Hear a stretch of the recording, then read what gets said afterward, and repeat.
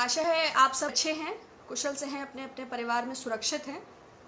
और आज लॉकडाउन का 54वां दिन है और 12 तारीख को प्रधानमंत्री जी के 20 लाख करोड़ के भाषण के बाद हम लोगों का संवाद हुआ था, जिसमें मैंने कहा था कि इसको थोड़ा इलैबोरेट हो जाए कि ये कैसा है।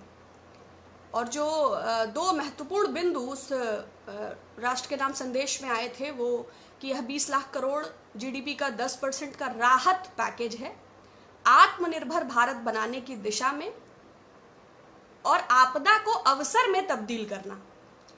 ये दो मुख्य बिंदु हमने पिछले संवाद में देखे। उसी श्रृंखला में आगे बढ़ते हुए, जब अंग्रेजों से हमने आजादी पाई तो आत्मनिर्भर भारत का जो शुरुआत हुई, तब तो भारत में सुई भी नहीं बनती थी, छोटा सा बजट था, कैंची नहीं बनती थी, नट बोल्ट पेंच छोटी छोटी बहुत कुछ भी नहीं था।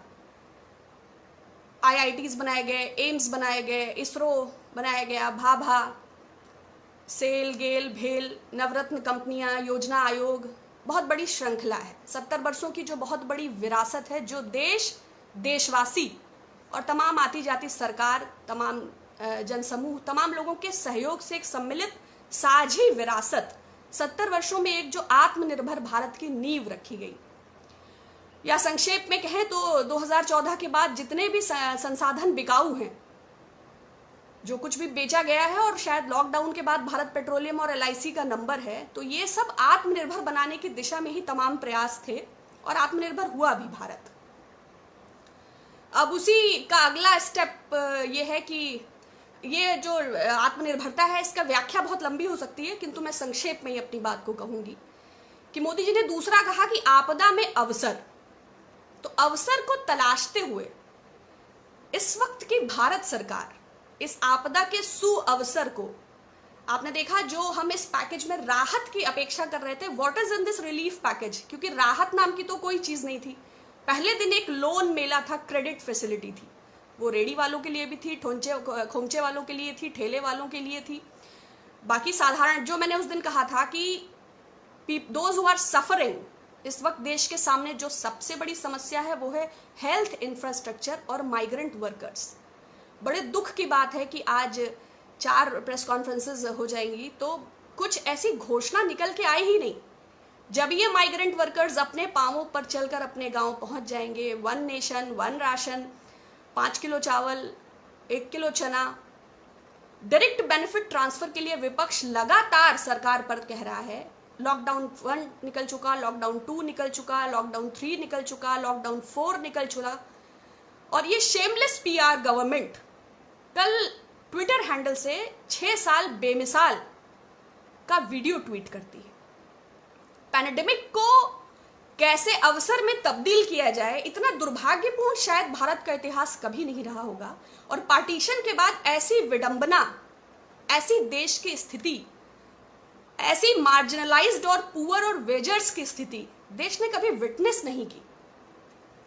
उसके बाद असंवेदनशीलता की पराकाष्ठा है। प्रधानमंत्री जी संदेश देते हैं, 17 मजदूरों के ट्रेन पे कटने का कोई औरंगाबाद का जिक्र नहीं।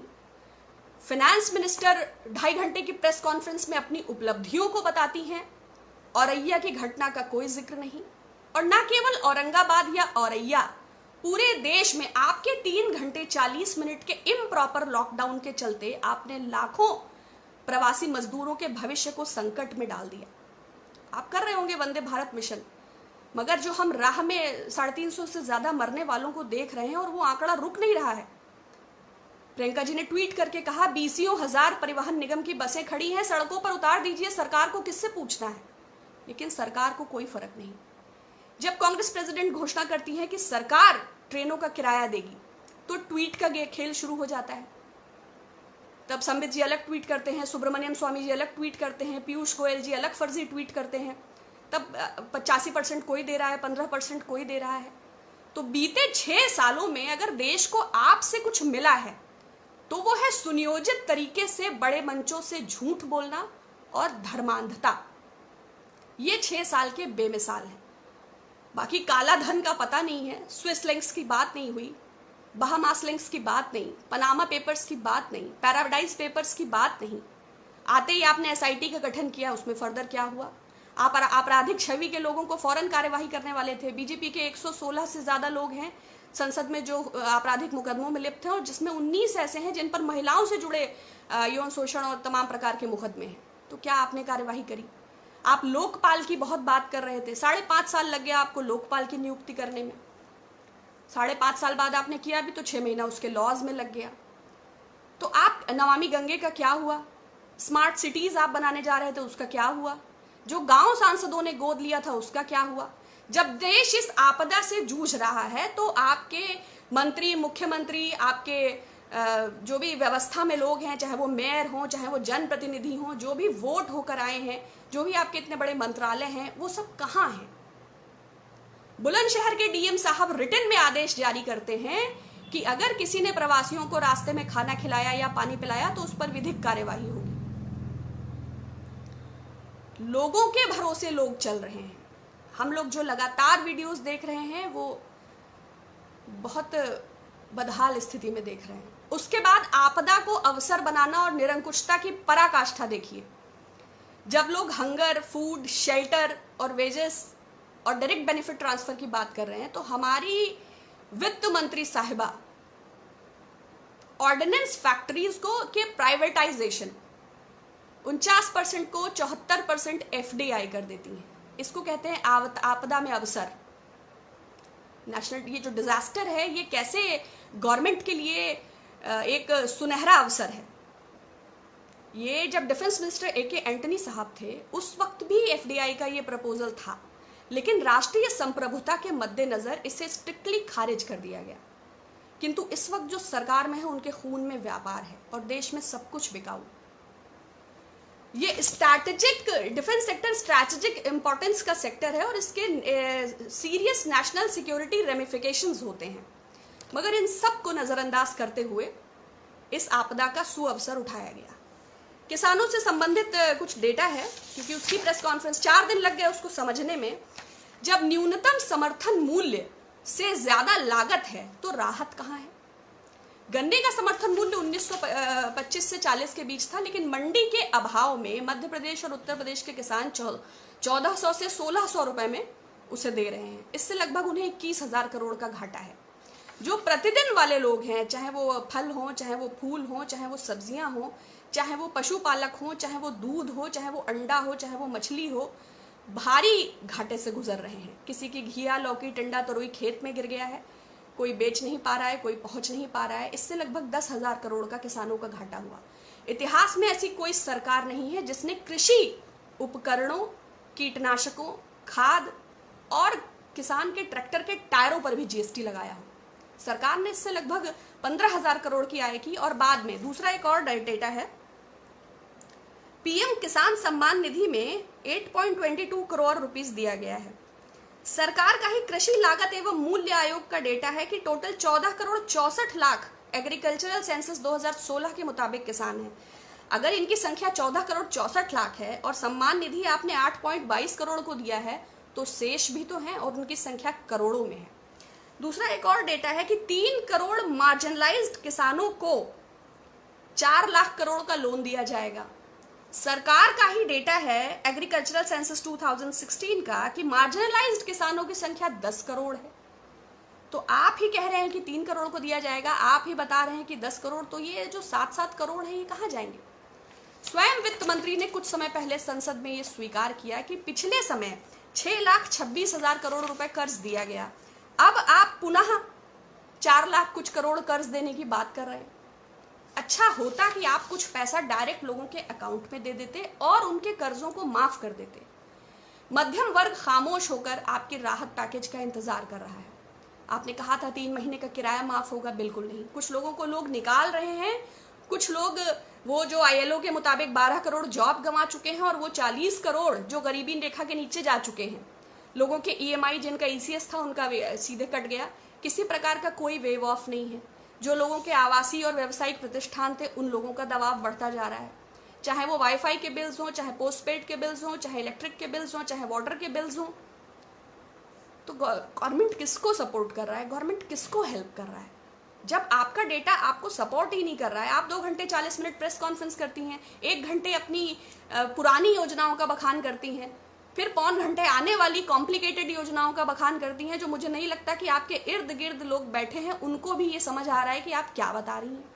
तो देश का 50% आदमी जो झुग्गी झोपड़ी स्लम्स में है, जो भटक रहा है भोजन के लिए, जो अपने घरों में लॉक्ड है, जिसके पास आय नहीं है, संसाधन नहीं है, साधन नहीं है, अपने बच्चों की फीस जमा करने के लिए पैसे नहीं है, स्कूल वालों के नोटिफिकेशंस का जवाब देने के लिए साधन नहीं है, वो क्या रिएक्ट करे और आपसे क्या आशा करे। तो बहुत दिक्कत है। और एक डेटा ये times of India Kazim Premji university के लोगों ने किया है कि इस शहर में लगभग 81% लोग अपनी जीविका गंवा बैठे हैं, और गांवों में ये संख्या लगभग 64% है, जिनके आगे जीविकोपार्जन का भारी संकट उत्पन्न हो गया है। ये भी हम आप जैसे लोग ही हैं।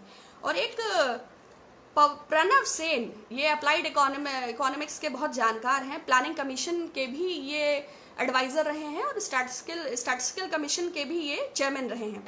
इनका कहना है कि लॉकडाउन के दौरान 18 लाख करोड़ का नुकसान हमारी अर्थव्यवस्था को हो चुका है, और सरकार 6 साल बेमिसाल का नारा दे रही है। किसको राहत दिया है, किसकी बात कर रहे हैं, क्या कहना चाहते हैं, मेरी तो समझ से परे है।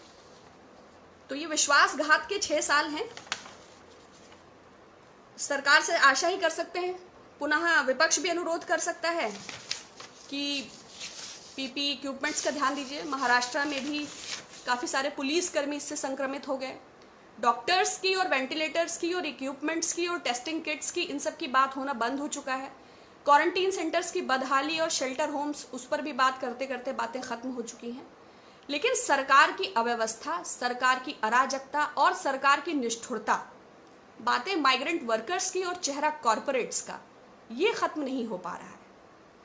नमस्कार विष्णु जी, नमस्कार संदीप मोतीराम जी, नमस्कार मानसी तिवारी जी। क्या कर सकते हैं, अपनी बात को कह सकते हैं। बहुत लोगों को इसमें भी ऐतराज होता है, वो मुझे मेल करके कई लोगों ने कहा कि आप गुमराह कर रही हैं। ये बताइए, मैं एक महिला हूँ, जो महिला राह में प्रसव जिसका हो रहा है, तो मैं समझ सकती हूँ कैसे वाटर बैग बर्स्ट हुआ होगा, न डेटॉल होगा, न सेवलॉन होगा, ना कोई हाइजीन होगा, कैसे उस प्लासेंटा कट के बाद वो महिला आगे 100 किलोमीटर चली होगी। वो एक सशक्त महिला है। 12 ईंटा अपने सर पर रखकर वो 12 मंजिल ऊपर चढ़ जाती है। लेकिन वो महिला वैचारिक रूप से इतनी सशक्त नहीं है कि प्रधानमंत्री जी को टैग करके ट्वीट करे कि मेरे अधिकार कहाँ हैं, 3 घंटे 40 मिनट में मुझे दर दर की ठोकरें खाने के लिए मेरे नवजात शिशु के साथ सड़क पर क्यों छोड़ दिया।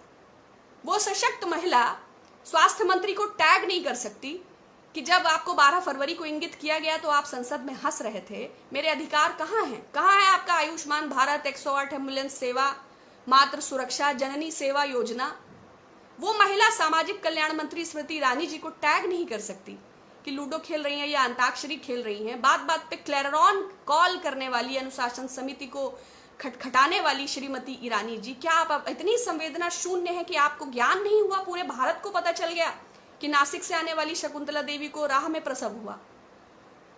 तो मैं ही उस राष्ट्रीय प्रवक्ता संबित पात्रा को टैग करके कहूंगी कि उस विश्व हिंदू परिषद द्वारा अनुमोदित फल की दुकान से वो 2 केला खरीदकर उस प्रसूता को पहुंचा दीजिए। आपकी सरकार का आभार होगा और आपका भी। तो बहुत सारी चीजें हैं। ये एक विफल, एक फेल्योर क्रेडिट पैकेज है जो लोगों को कर्ज में ढकेल देगा। जो लोग जीवन यापन के लिए संघर्ष कर रहे हैं, दैनिक भोजन के लिए संघर्ष कर रहे हैं, उनके लिए इस पैकेज में कुछ भी नहीं है। और देश को बेचना और इस आपदा को एक सुनहरे अवसर में तब्दील करने का भारतीय जनता पार्टी की मोदी सरकार का ये एक बेमिसाल मौका है। इसके अतिरिक्त इस पैकेज में कुछ भी नहीं। बहुत धन्यवाद, पुनः बात होगी। Thank you so much.